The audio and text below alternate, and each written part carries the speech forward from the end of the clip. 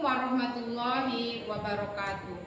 Saya Ibu Striani, Guru Pendidikan Agama Islam dan Budi Pekerti Unit Kerja SMA Negeri 1 Merapi Selatan, Kecamatan Merapi Selatan, Kabupaten Lahat, sekaligus PPG dalam jabatan Kementerian Agama tahun 2023 BED 2. LPTK UIN Raden Patah, Palembang. Pada kesempatan ini, di sini saya akan melaksanakan praktek pengalaman lapangan atau PPL 1 modul 1. Di sini juga sekaligus di dalamnya saya melaksanakan penelitian tindakan kelas. Berikut video PPL 1 modul 1. Selamat menikmati.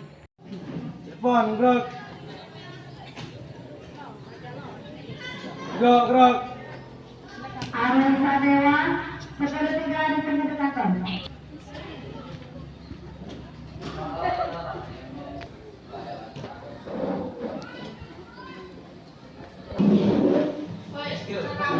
Assalamualaikum.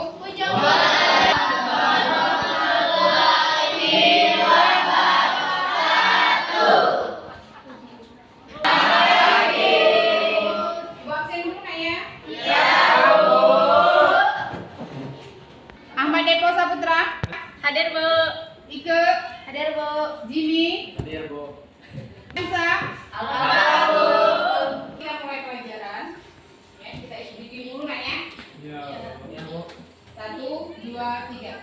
Selamat pagi 10.3, apa kabar? Baik. Selamat pagi 10.3, apa kabar? Baik. Selamat pagi 10.3. Selamat pagi, Bu Ibu. Selamat pagi 10.3, apa kabar? Baik. Alhamdulillah. Luar biasa.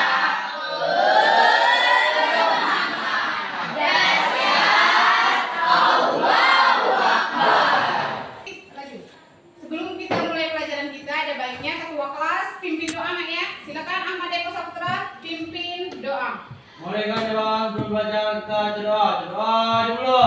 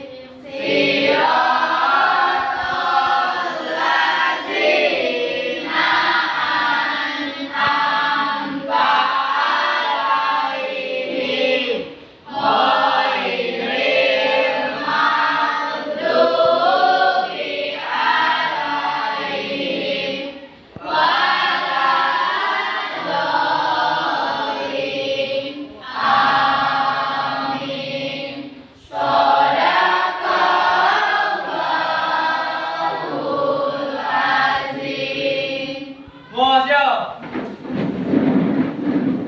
Beri salam pada Ibu Guru. Assalamualaikum warahmatullahi wabarakatuh. Waalaikumsalam warahmatullahi wabarakatuh. Silakan. Terima kasih Depo Saputra ya. Untuk mewujudkan rasa cinta kita terhadap bangsa Indonesia, ada baiknya kita menyanyikan lagu Indonesia Raya terlebih dahulu yang akan dipimpin oleh Ike. Silakan. Ya. Silakan. Hiduplah Indonesia Raya. Indonesia tanah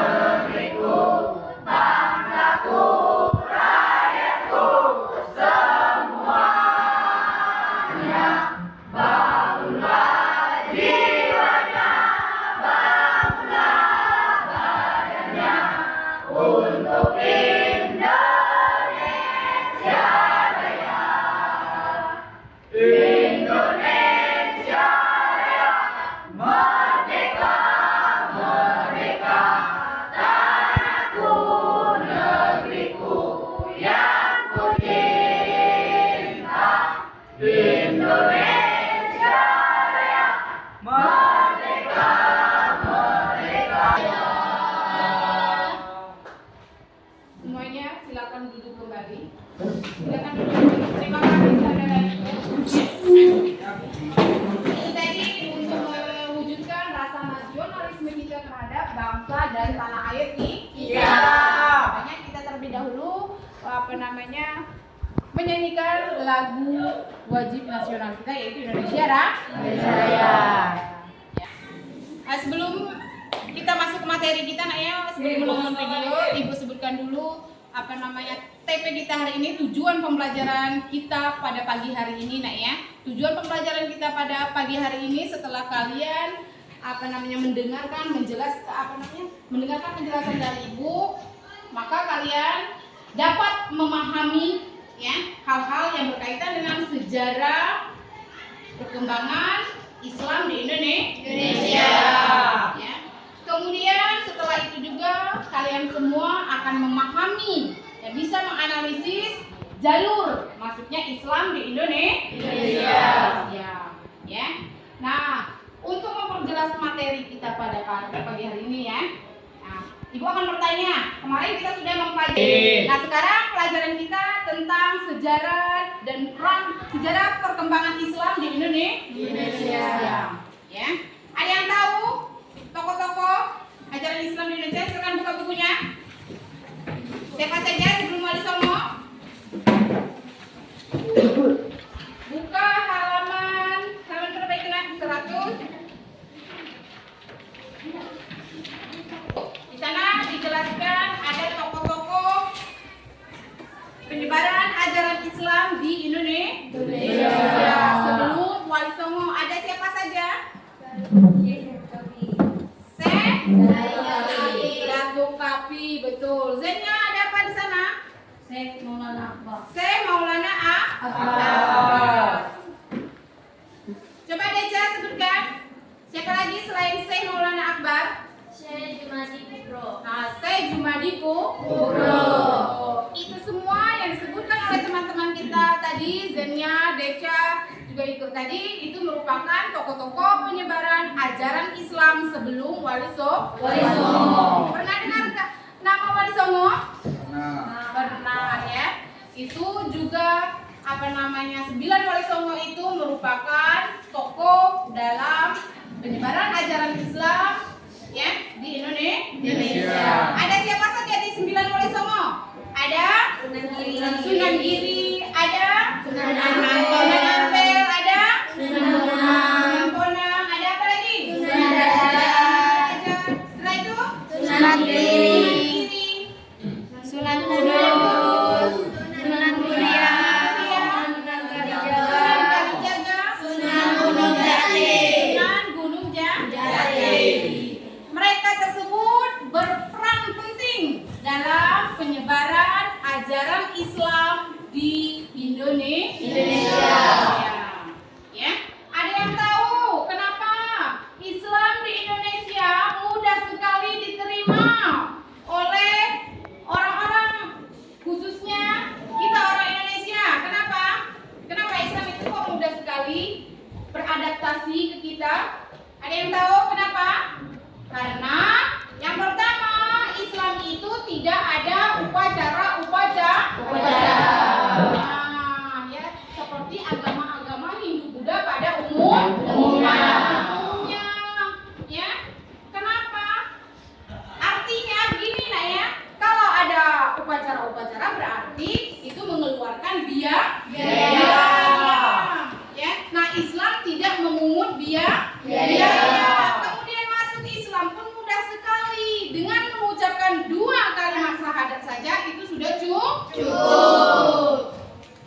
Apa ya, masih ingat 2 kalimat syahadat? Masih. Coba sebutkan sama-sama.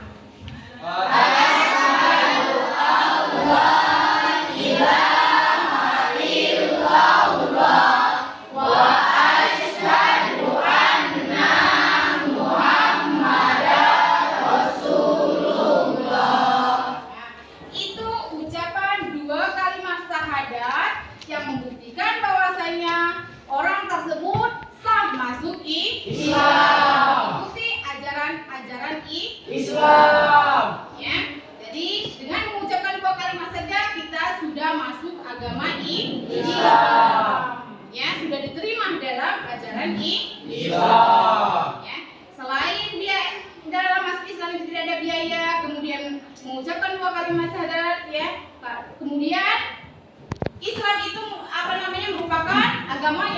rahmatan lil alamin. Selain itu apa lagi? Selain yang dua tadi, kenapa Islam mudah diterima? Ajarannya pun mudah, tidak memberatkan, nak ya. Nah, dalam Islam pun, nak ya, itu tidak mengenal yang namanya kasta, ya. Tidak ada, ya, kedudukan. Pokoknya sama rata semua, ya. Kedudukannya sama. Yang kaya, yang miskin, yang cantik, yang ganteng itu sama di hadapan Allah. Makanya Islam itu sangat mudah diterima, ya, oleh orang-orang khususnya Indonesia. Paham? Untuk memperjelas penjelasan ibu tadi, nak ya, bagaimana sih sejarah masuknya Islam di Indonesia dan bagaimana juga jalur masuknya Islam di Indonesia dan bagaimana juga strategi dakwah Islam yang dilakukan oleh para tokoh-tokoh Islam terdahulu. Nah, kalian silakan tonton video yang ditayangkan ini ibu sendiri yang buatnya, nak ya.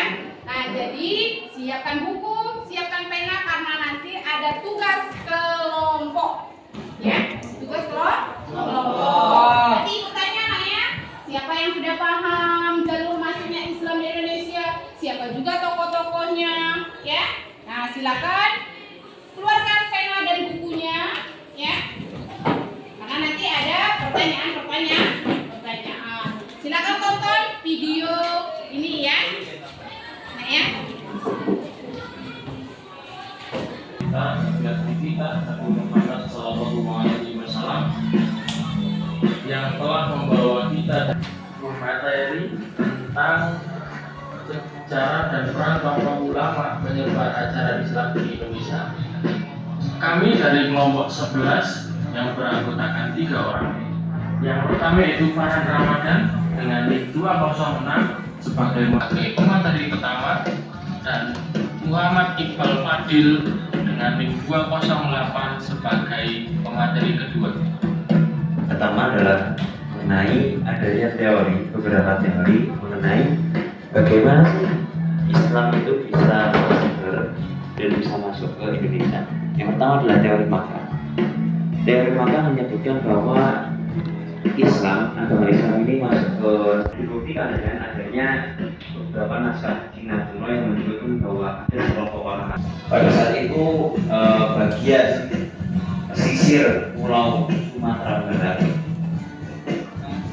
merupakan salah satu kekuasaan dari kerajaan Sriwijaya yang beraliran beragama Buddha.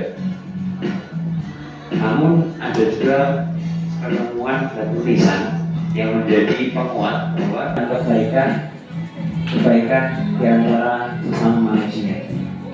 Walau itu sesuatu yang remeh, seperti mengingatkan untuk tidak berdiri ketika makan dan minum, mengingatkan untuk menutup mulut ketika menguap, dan hal-hal lain yang mungkin menjadi sebuah ladang dakwah bagi kita semuanya.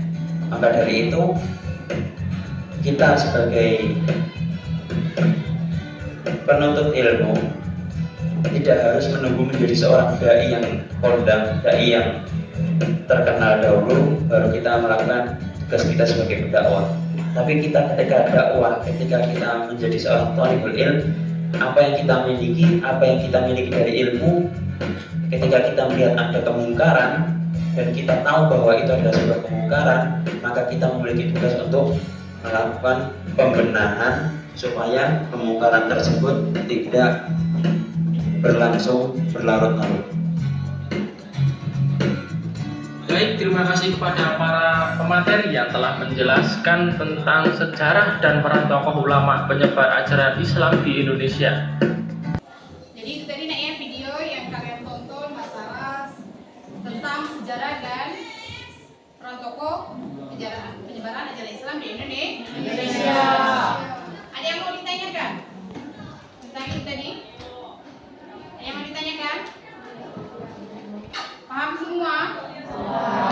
Ya, jadi itu tadi tadi disebutkan di sana ada beberapa teori masuknya ajaran Islam di Indonesia. Ada teori apa saja? Ada teori Mekah, teori Gujarat, teori Persia. Kalau teori Gujarat, ya, teori Gujarat ini dipopulerkan oleh Snow Jorgensen, ya. Pada abad keberapa? Teori Gujarat pada abad 13 Masehi. Ya, pada abad ke-13 Masehi. Ya. Kalau teori Mekah itu menurut teori Mekah pada abad keberapa masuknya Islam di Indonesia? Pada abad 13 Masehi juga, ya. Kalau teori apa lagi? Tadi teori Persia. Teori Persia itu masuk pada abad ke 13 Masehi hingga abad ke-16 Masehi. 13 sehingga abad ke-16 Masehi. Ya. Nah, kalau teori Persia tadi itu kenapa kok dia sama dengan Indonesia? Karena di sini ada kesamaan budaya, ya. Di teori Persia ini orang Persia sama budayanya dengan orang Indonesia. Ya. Apa kesamaannya? Tentang kebudayaan apa? Pada saat memperingati hari kelahiran Hasan dan Husain. Nah, kalau teori Gujarat, ya, kenapa kok ada teori Gujarat di sana? Karena pada waktu itu, pedagang Gujarat, ya, datang ke Indonesia. Jadi dalam teori Gujarat ini yang membawa Islam ke Indonesia itu adalah orang-orang Gujarat, ya, yang melakukan perdagangan ke Indonesia. Ya. Sebenarnya pada awalnya, ya, di Nusantara ini belum menganut yang namanya ajaran Islam, belum masuk yang namanya ajaran Islam, ya. Pada waktu itu masih ajaran yang dianut oleh orang Indonesia adalah ajaran apa? Sebelum Islam, ajaran ajaran Persia, Hindu-Buddha.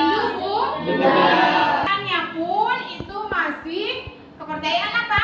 Yang pertama, kepercayaan animisme dan kepercayaan dinamis. Ya, coba jelaskan apa itu kepercayaan animisme ini, Beca? Percaya kepada apa? Nenek yang pohon-pohon, ya. Mereka percaya kepada roh-roh nenek moyang, ya, dan pohon-pohon. Sedangkan kepercayaan dinamisme, ada yang tahu siapa? Ayo, Zenia silakan. Gunung, batuan dan lain-lain sebagainya. Nah, jadi di sini kepercayaan dinamisme itu, ya, kepercayaan yang percaya kepada benda-benda mati, seperti halnya yang tadi batu-batu, atau percaya kepada yang namanya keris, batu api, cincin, ya. Itu semua kepercayaan sebelum masuknya Islam di Indonesia. Tapi sekarang sudah Islam itu sudah tersebar luas. Ya. Ada yang mau ditanyakan? Masalah kepercayaan tadi, paham? Jadi ada kepercayaan animisme dan kepercayaan dinamisme, juga kepercayaan Hindu-Buddha pada waktu itu. Nah, bagaimana juga para ulama atau para pendakwah, ya, strateginya dalam menyebarkan ajaran Islam? Bagaimana strateginya? Metodenya? Dia menggunakan yang pertama metode apa? Bagaimana strategi dakwahnya? Melalui perdagangan, kesenian, kebudayaan, pendidikan. Nah, pada waktu itu strategi dakwah yang dilakukan oleh para ulama terdahulu atau 9 wali songo di Indonesia, ya, itu melalui perdagangan, kebudayaan, perkawinan, apa lagi? Pendidikan. Ya, itu strategi dakwah yang dilakukan oleh para tokoh ulama. Ya. Nah, di sini ya untuk tugas, silakan buat kelompok jadi 3 kelompok. Silakan bergerak. Tadi kita sudah menonton video, kemudian mendengar penjelasan dari Ibu. Sekarang Ibu kasih tugas kelompok ya. Silakan kerjakan berdasarkan kelompoknya masing-masing. Ya. Paham? Saya bagikan soalnya. Jawabannya silakan di bawah sini nanti melakukan proses demonstrasikan hasil dari tugas kelompok. Nah, silakan cari di bukunya, di buku cetak masing-masing. Ya. Silakan buka bukunya. Ya. Tulis di sini. Ini kan faktor yang menyebabkan Islam mudah diterima di Indonesia. Ada faktor apa tadi kan sudah dijelaskan ya tadi ya. Salah satunya Islam ini sangat gampang ya, mudah. Yang 2 kalimat saja saja itu sudah cukup. Nah, ini yang pertama, yang keduanya terus cari lagi, ya. Pak, duduk. Excel. Paham ya? Yang ini tadi menjelaskan teori masuknya Islam di Indonesia kelompok 2 ya? Ya, Bu. Jadi teorinya kan tadi sudah dijelaskan, nonton videonya juga tadi ya. Ada teori Persia, teori Mekah, ada teori Gujarat tadi ya.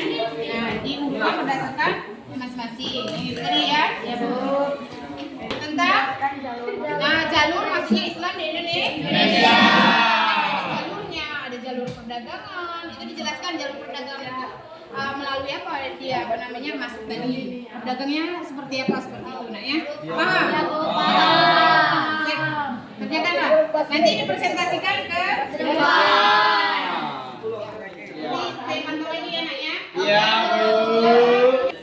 Perhatikan ya. Nah, sudah selesai tadi? Sudah pokoknya? Sudah. Nah, kalau sudah saya minta perwakilannya masing-masing ya yang sudah selesai mendemonstrasikan hasil dari kerja kelompoknya tadi. Siapa yang sudah selesai? Saya, Bu. Nah, silakan.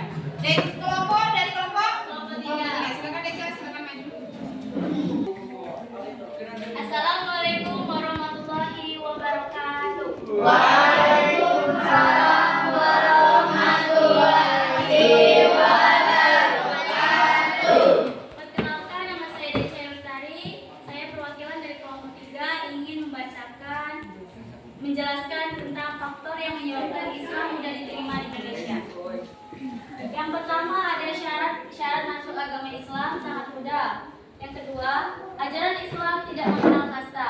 Yang ketiga, Islam tidak mengadakan upacara-upacara keagamaan dalam ajaran Islam. Sangatlah sederhana dan tidak harus mengeluarkan banyak biaya. Yang keempat, dengan mengucapkan 2 kalimat syahadat, kita sudah dapat memasuki ajaran Islam. Baiklah, terima kasih. Itulah saja yang dapat kami sampaikan dari faktor yang menyebabkan Islam mudah diterima di Indonesia. Terima kasih.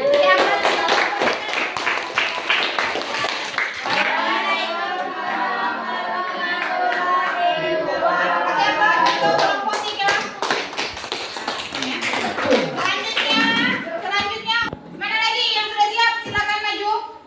Kelompok yang sudah siap, silakan.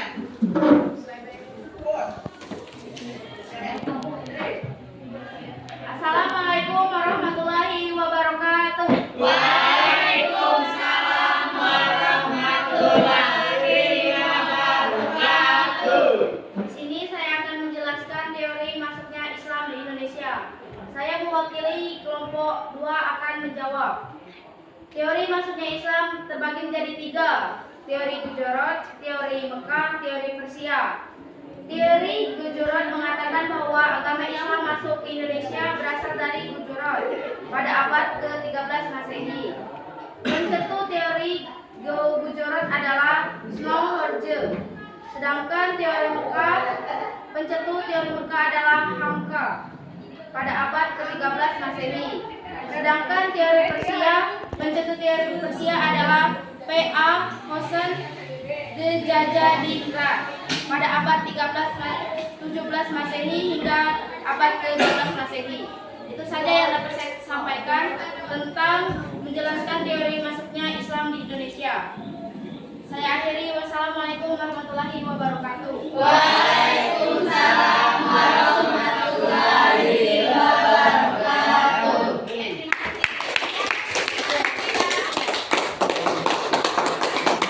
Terima kasih Ike, saudara Ike ya. Untuk yang kelompok 1 sudah siap? Silakan maju. Assalamualaikum warahmatullahi wabarakatuh. Waalaikumsalam warahmatullahi wabarakatuh. Saya Elsa Yunisa Putri mewakili dari kelompok 1 menjelaskan jalur masuknya agama Islam di Indonesia. Salah satunya adalah melalui jalur perdagangan.